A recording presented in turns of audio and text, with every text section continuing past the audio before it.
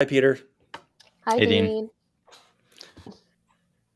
Very excited today. We have Peter Nakamura, who I have actually done a little bit of business with twice, but that Heather knows way better. And so I'm going to let Heather introduce Peter to Yeah, us. when Dean asked who I wanted to have next on this Audience Means Business, Peter, of course, came to mind, not only because Peter is fabulous in so many ways, but I've seen Peter do a bit of a pivot and build an audience um, from my perspective from scratch. I'm sure it was not from scratch, but just seeing that amazing transformation, I thought it would be something that our viewers would love Definitely. to hear about that story. And I'm going to let Peter introduce himself, and then I'll start in with some questions. Sure. Thanks, Heather. And thanks, Dean, for having me here. Sure. So I'm Peter. I run a product strategy studio called PMN Design Lab, which I've been working on for the last year and a half. And I primarily work with a B2B audience that's building a SaaS-based product and helping them grow, find ways to leverage their existing products, build out new features, come up with creative solutions to meet their customers' needs, pain points, desires, and collaborate on how we can grow a product that they're working on. And what was your pivot that Heather just mentioned as far as trying to build an audience? Yeah, sure. So basically, the past almost decade of my career has been in roles that were primarily client facing, so in sales and in marketing. Right. So going into the product space was a big pivot for me, although in those roles I had a chance to kind of touch the product side by working with the founder, with the executive team, bringing in ideas that I heard from the client side to the kind of product development process. But to actually be in it and helping companies go through that kind of iteration innovation process was something new. So that's been the big pivot for me. Right, right. So one of the things I hear a lot about is imposter syndrome. And anytime you try something new, you do something new, especially as we get more established in our careers and more settled in. So when you first kind of did this pivot and started promoting yourself in this new way, did you feel like a fake? Yeah, 100%. I still kind of, I still feel it. I still feel the imposter syndrome. Um, yeah, it's taking a while to get to that point where I feel like I have the credibility, the work background to speak to what I'm doing. So yeah, that I think for the first, especially the first year, it's been a lot of learning while I'm also kind of pushing down my imposter syndrome by feeling more confident, by doing the work with the clients that I'm working with, and also writing on a regular basis and seeing that writing actually resonate and connect the dots for people that I'm meeting out there, specifically on LinkedIn, which is where I focus. It's been suddenly it's subtly shifting my mindset that yeah, I can make it. I'm actually doing the things that I was hoping to be doing a year ago. So yeah. So, what's your mechanism? It sounds like you're writing on your own blog, you're writing on Medium, you're Yeah. Yeah. Well, so right now, my main focus is cracking the LinkedIn algorithm. Algorithm's not the right word. Like just the right. LinkedIn code. And so a lot of it is based on just writing on a daily basis. So Monday to Friday is when I typically post, specifically around B2B product strategy. And yeah, just kind of posting every day. Also building a network around me. So seeing other people in this space that are a step 2, 3, 4 ahead of me, starting Right. to make those connections and build my audience that way because it's really, you can't just keep on writing your own content and hoping it would spread. You really need to start kind of growing your audience by tapping into other audiences and established presences in LinkedIn to help you kind of stand out. So yeah, writing my own content, being consistent with that, connecting with other people in my network. And yeah, I mean, the third step that I'm really starting to work on is building my own list. So, Dean, you're talking about my blog. I have a newsletter Right. now. So, attracting that audience into super fans who might be interested in following my work further and maybe eventually becoming a client. So you're spending every time, which means you're sort of doubling down on consistency? It's a big part. Yeah. Yeah. Consistency is a big part. I wouldn't say it's the only part. No? Yeah. So, I think consistency is really important as you get started, but as you realize, if you really want to grow your audience, you really have to find a good niche that you can serve in. Not just a big niche, but a sub niche that you could be one of the 5, 10 biggest players in within Right. your social space, whether that's LinkedIn, Twitter, Instagram, whatever it is. Because there's plenty of fish out there. If you don't have that specific niche laid out, and clearly kind of signposted on your profile, it's gonna be really hard. And I'll give you an example. Initially, when I started writing a year and a half ago, I just wrote about product related stuff. So I was writing about lean startup, value proposition canvas, business modeling, and all sorts of different pieces that weren't that were just all over the place. But now, I was thinking about my experience in the B2B space, which is where I've mainly been. I've worked with some SaaS companies like Salesforce. And I also have this background in learning and development and behavior change. So, what if for a Venn diagram, combine those three elements and find that sweet spot and signpost it clearly for people who are in that space to find me? Then I'm just a completely different level of relevance to that audience, and the value I can add will be much higher. So that process of finding my sub niche has actually taken me the whole year and a half, to be honest with you. And I'm Wow. still working Right. on refining it. But finding that niche and kind of testing it out early is really important, especially for new writers out there, or new, if you're looking for that right audience, uh, start thinking about what makes you unique and dig into that. Love it. I love it. So you said a year and a half. Do you feel like you've been working on it for a long time? Yeah, I mean, a year and a half feels like it's passed pretty quickly. Um, it's but it also has felt like it's been a while, because when you produce content Monday to Friday over a year and a half, it's a lot of content that you build up and a lot of information and signals that you can get from the marketplace. So I think I've gotten to a point now where I can, be a little bit more honed in with the content and pieces that I write, because I know 6 months ago this piece got X amount of views, and I can repurpose that and reuse it again, and share it to a new audience base that I'm working with. So I guess I've learned a lot in the time span, and that makes it feel longer, even though a year and a half has passed Right. actually really, really quickly. Right. And just for the audience out there, a year and a half is fast. I think that there's this idea that if I post on social media regularly, I will immediately, within a month, go viral and have a Yeah. thousand new clients. Everybody is sure that dream is out there. And I think there are probably a lot of people selling products who are perpetuating that dream, but that consistency and I think is there's some magic in that. And I'm interested to know if you have any lessons that pop to mind once you went from posting how whatever your cadence was to Monday through Friday. Like, what has posting consistently taught you? Yeah, it's a great question.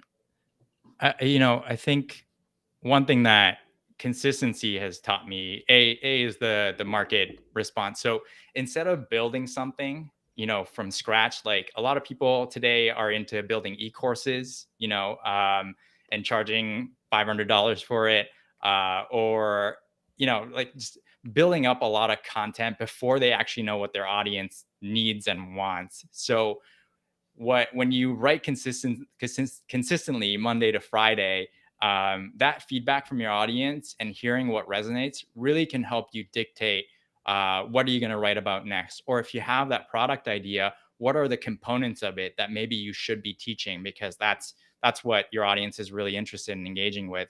And not to forget too, that when somebody engages with your post, respond to them, start up a conversation. This is a lesson I learned in the last 6 months, is when somebody connects with you or comments on your post in LinkedIn, don't just leave them there. Obviously respond back, but shoot them an invitation to connect and continue the conversation, because you never know what other things they might be interested in, and where those relationships might lead. So Right. I don't know if that answered your question, but like I think that's what came to mind. I think so, and it's brought another. I'm going to grab an audience question from Kira Higgs. She says she'd like to learn more about what you mean by build a network around me. So Mhm. you're dancing around that with that consistent posting, and how did that translate into a network? So you talked about replying to them.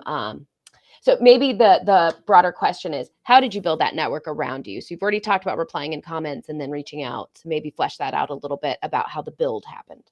Yeah, sure. So I learned this through kind of a LinkedIn guru. His name is Justin Welsh, WELSCH. He has a great course called the LinkedIn Operating System that I recommend, and really got me started on this kind of growth path. And he talks about building your social ecosystem, which is essentially finding 5 people in LinkedIn that are within your industry, that are again a few steps ahead of you, and commenting, engaging with them on a daily basis. So A, you got to find the right people. B, you got to find the people who are posting on a regular basis, and C, you have to then engage on a regular basis, and that allows you to then attract an audience. So if they happen to comment on your post, that creates visibility. If you comment on their post, people who are following that person can see your post. And if it pops up at the top, they might even come to your profile, view you, and start following you. So it creates this kind of nice little flywheel between you and the whoever it is, the thought leader in the space. So you can start attracting an audience to your group. So 5 people is really who you're looking for. And there's a simple way on LinkedIn where if you go to their profile, go to their activity history, and go to their posts, you can see all of their latest posts. Bookmark that for each of the 5 people you follow, and just make it a daily habit. 8 o'clock in the morning, just pop in and just start commenting on all 5 of these posts. And that's really made a big difference for me. I think I started around like 2,000 followers. Now I'm at 3,200 or close to. And that's mainly been in the last 5-6 months that I've been attracting this new audience to my space, and growing my network there. So Awesome. yeah. So again, for our audience, that's daily. That's on the regular, whether it's daily or not. I actually do it once a week, and it's helped, but on a much smaller scale. So it's Right. on the agenda to work that in. But I think a lot of people who look to grow a business or grow an audience on social media want to do it one day a week, or want to do it just occasionally. And it's really that consistency is important. So we have another question from Glenn Clark. It says, consistency is important. However, Peter, can posting daily be oversaturation? Well, I think there's a stat out there that, it's like 2% of the LinkedIn audience that actually posts something.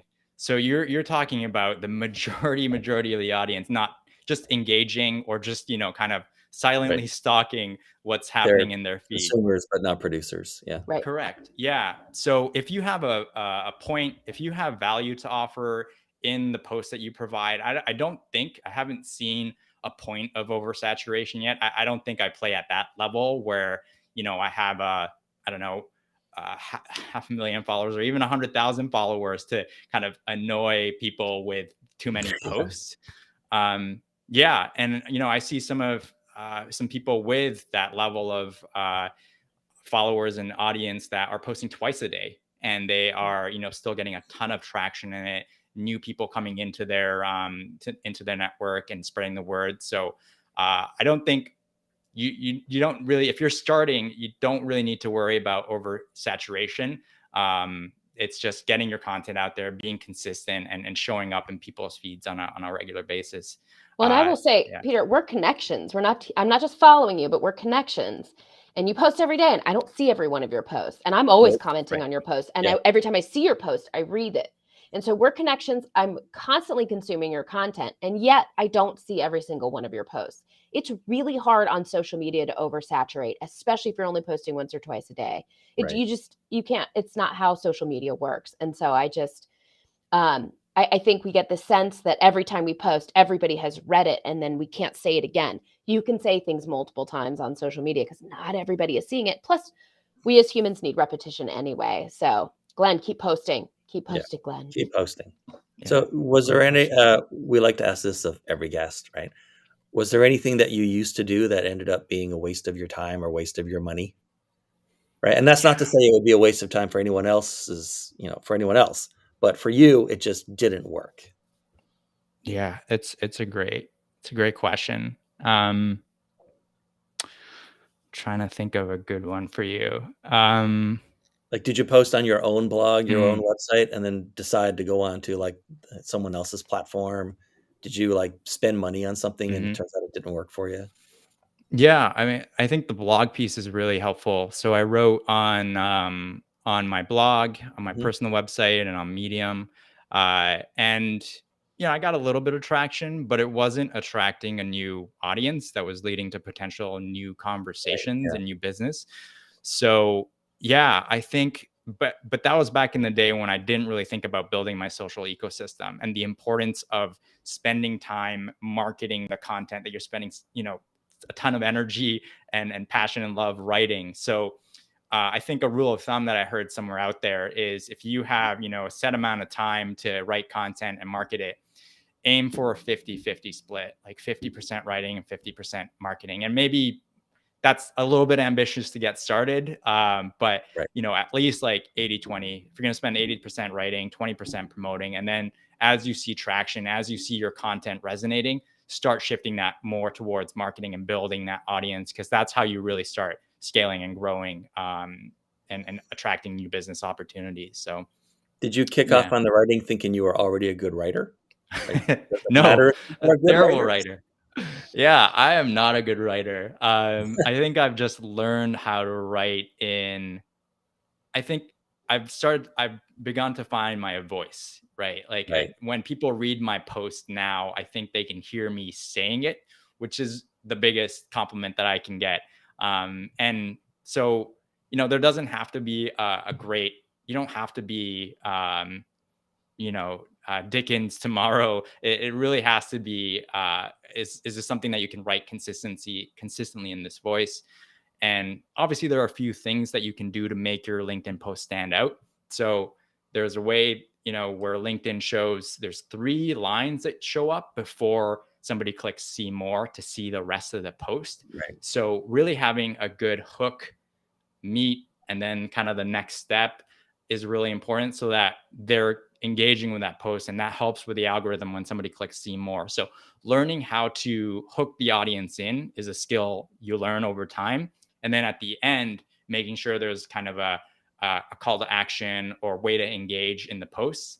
So asking something like what's missing, or what else would you add, and pointing down to the comments and saying, engage here. That's really important to do as well. So yeah, I think just work on it. It just takes time to find your voice and yeah, feel comfortable in it. I like Okay. it. I like it. Yeah. So, does all this work actually translate into revenue, and how long does that take? Yeah. So right now, so my model is B2B. So I tend to, like, my next step for people is have discovery calls and have the next Right. conversation with me. I do see those come in. So I get about 3 to 4 discovery calls per month, which is not a lot by any means, but it's enough if those, 1 or 2 of those convert into client opportunities. What I actually see the most traction with is when I meet up with somebody for coffee or we go for lunch. We haven't talked to each other in a while, but they're kind of a warm acquaintance, and they talk about my content and say, "I love it. Like, tell me more about how you're creating this, and here's the work that I'm doing. How does it relate to it?" Or people are just messaging me on the side just for advice or thoughts. Those are really valuable because those have also turned into business as well. Um, so yeah, I don't know if I can just quantify it into pure ROI to say all this work I'm putting in is resulting in this X amount of dollars, because there's kind of brand recognition and connections that I'm building outside that I can't really tell just by the amount of inbound conversations that are coming through. So that's one, and then the other, I'd say, just the benefit is when I'm in front of a client and I'm talking them through my process, or my services, I'm just much more clear on what I'm saying. Like it's almost like giving me time to think about what my value proposition is and why this matters. Here's the research, that kind of stuff. because I'm writing and because I'm clarifying my thoughts in the social space. Right. Right. Well, no, I mean, you're selling B2B, right? So it's a longer sales cycle anyway. It's not like you're selling a $29 PDF and then we could ask, well, how many did you sell based on this article, right? So Yeah. that makes sense. I mean, ultimately in B2B, the marketing goal is, if you boil it down, is just convincing someone that it's safe to let your company move closer to their company. And Mm, that's every bit of your marketing is just trying to get one tiny little baby step closer to their company until eventually you're with their company, right? yeah. Yeah. Or I love that. on an individual basis, they're trying to answer the question, is it safe for me to vouch for Peter at my company? Right? Am Mm, I going to be embarrassed if he talks to my manager and it turns out like he doesn't even know what the hell he's talking about and that kind of stuff? So you're mhm. overcoming that initial obstacle for them. Yeah. Yeah, Yeah. for sure.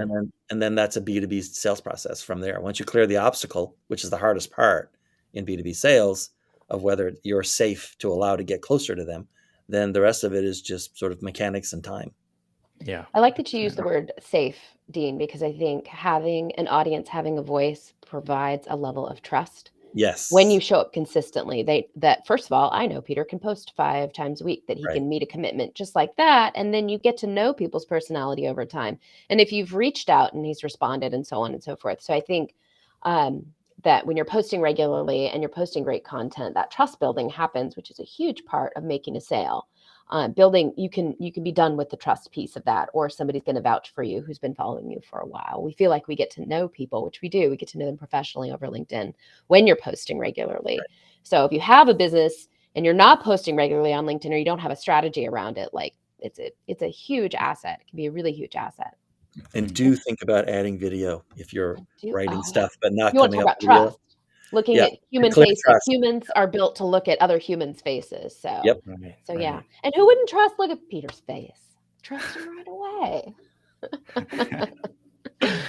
So, Peter, tell us a little bit about how maybe kind of content calendar kind of questions or your content Mm, strategy. Is there a sales funnel with the articles that you're working through, or when it comes to, so maybe we've convinced people like, yes, be a contributor, build your voice. Now, what do I write? mhm. Yeah. Yeah, so I don't use a content calendar. I kind of just go by gut in a way. Obviously, I use a tool called Shield to track my LinkedIn stats. It's a fantastic tool. It gives me good insight about which pieces of content are being viewed the most, engaged the most with. I can add tags to see, okay, if I can like break out these posts into themes, I can just pull up all those tags and see, okay, lean startup, it's getting a lot of traction. Okay, let's see why these posts. I can dig into the actual stuff in there. So yeah, but most of it's kind of intuition. Some of the content I actually schedule in. If I did a theme, I would just kind of do a week worth of that topic. I recently did one on like decision making and yeah, analytics. So like that became a full week of stuff that I can write about. But yeah, I feel like I wish I had a little bit more structure there that to share with you. Um, in terms of the funnel, I am starting to think a lot more carefully about what that looks like. So I'm building an audience on LinkedIn. I have a newsletter as a next step to bring people in and get to know me on a monthly basis. That's all I can handle right now. But most people actually recommend like a weekly or bi-weekly newsletter if you really want to engage with the audience. So that's another piece of the funnel to consider. And then from there, my goal is to build some sort of product out, like a lower price piece that can show, kind of my process and my my services in a way that's low price, and somebody who might be kind of a manager level or director level at a company can then bring into share with the rest of the team or share with their boss. That opens up the door, and then that leads to my services. So I have pieces of this funnel that I still need to be building out, but right now my focus is, if I don't have an audience to funnel into this, then there's really not a lot of Right. like flow coming through. Right. So a lot of it right now is in the content. I'm building out some of the pieces there to really bring people to the full closing cycle of the the work that I do. Right. I hear a lot of people developing a course or building something before they build an audience. And then when they go to sell it, they don't have anyone to sell to, Right. like at Yeah. all. And you brought up earlier in our discussion about how great it is to basically your market testing content by publishing regularly, by putting those LinkedIn articles out there regularly or those LinkedIn posts out there regularly to see what resonates and what doesn't. And so you Yeah. get that real life test with real life people, which I think is amazing feedback before you spend, thousands of dollars on your build an ebook or build an e-course. Have that audience to sell it to. Right. Yeah, totally. So Peter, around your sort of process for this, given what you know now, like what would you say to Peter from 2 years ago, and what would you say to Peter 2 years from now? Yeah, it's a great question. Let's start with the past. What would you tell Yeah. yourself 2 years ago and say, dude, just do this? Yeah, I think just get started with the writing. Find a community group to start writing with, so you can start being consistent. And Heather, you run a great community that I'm part of called Go Publish, that is writing Tuesday to Thursday, and we all show up and we support each other's content. And just having that level of accountability is really important. So just getting your content out there, practicing it is really, really important. So that's one thing I would say. And secondly is, you can continue to learn. Just because where you're at right now is not where you want to be doesn't mean you can't, get to the point where you could be delivering services and experiences for your clients that you really want to get to. So just be aware you're going to make some mistakes along the way. Be kind to yourself, and as long as you're continuing to learn and kind of reflect, that's what will help you get to where you needed to go. 2 years from now, I really hope that I'm continuing to write more content, build out the next step in my funnel, continuing to make real relationships. Like, I think one of the things that we forget about when we're in this social system, like a tool like LinkedIn, we forget people are people and there's a real person behind there, and it really matters that you build a relationship with them and getting to know them. So even if it's a quick 15-minute Zoom call, or every now and then again just checking in on that person to see how they're doing, I think it's not a numbers game. It really is a relationship game. And if you can kind of continue to build that, you'll see the compound interest, so to speak, show up in 2 years from now, because that's plenty of time to build an audience. And yeah. So right, we're coming almost to out of the, time. yeah, I was going to ask if Peter, how can people connect with you? How can they learn more from you? Yeah, for sure. So I'm on LinkedIn. That's probably the best place to connect with me. You can also email me at peter@peternakamura.com. My website's peternakamura.com. So that's probably the best place to connect. And yeah, I'm looking forward to it. Nice. All right, Dean, take us home. Close us out. There is a little thing on the screen, and it's been there for a while. Do go ahead. We send out extra stuff, and we like to send out interesting links. So if you haven't subscribed at thisaudiencemeansbusiness.com, definitely go do that. We do not flood your box. In fact, we're probably only going to get maybe 1 or 2 of these a month, but they're helpful and useful and usually have something interesting in them. Do that. Good advice. Do it. Yeah. All right. Thank you, Dean. Thank you, Peter. All right. Thanks, everyone. See you guys next month. Oh, wait. For anyone who's in the audience right now, we're doing these every month, and we only have guests up through April. So if you've built an audience or know someone who might want to come on and explain and help the world learn about how they did it, we're definitely keen. Let me see if I can put that on the screen. Yeah. So you can just send me an email, and I'll make sure that Heather gets everything, and that we, talk to your proposed guests or you, and see if we can fit you in the schedule. We'd love to have extra people in the schedule. Yay. So do that too. All right, 12:30. We're like ferociously punctual in this show. So that's it. We're cutting it. Thanks, everyone. Have a good day. Bye. Bye, Peter. Bye.